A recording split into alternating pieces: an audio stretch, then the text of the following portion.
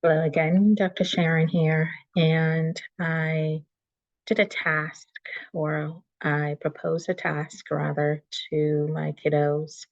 And the task was to think about currently what we face in our systems as it relates to racism, and then looking beyond and vision into the future. If we were to have anti-racist systems in a world where everybody thrive, what would that look like? And I was fascinated at the variation I got from both of them, where you see the first one from my oldest son, Sylvester, where he illustrates the old, where we see things or concepts around slavery, segregation, illness, sickness, etc. And when we look forward to vision the future of the new, we see words like freedom, cures, medicine, life, happiness, gain. When you take a look at that of my oldest, who's my daughter, Deidre, first talks about when the old starts to fade and we see diagrams of things that are almost in the past. And as new life begins, there's this almost spirit of spring, and it says, let's let the new take its place. And this inspired me to put this work together in the form of my poem called The Mother's Love.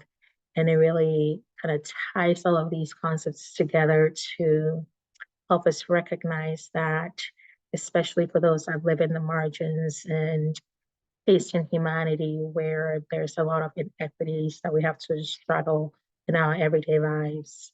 The contrast as well as the connectedness, the intersection of it all as a human race and how that comes together is grounded in the concept of love, especially that of the mother for her children. So that is what inspired this work. So as I read my work, I want you to have these images and these concepts in mind. The world apart, oppressor and oppressed. Find the threads of life, the fragility of death and rebirth. Oppression claims dominance, a fallacy of superiority. Forgetting the human connections that bind us is a thin line of love. A heart full of hate and greed to conquer not things thereof, but a claim to a life not once has formed. The Almighty gives a rope as far as eyes cannot see, because the world was made to end, and end it shall be. Accountability awaits each soul, oppressed, forced to live in the margins, but worry not and survive.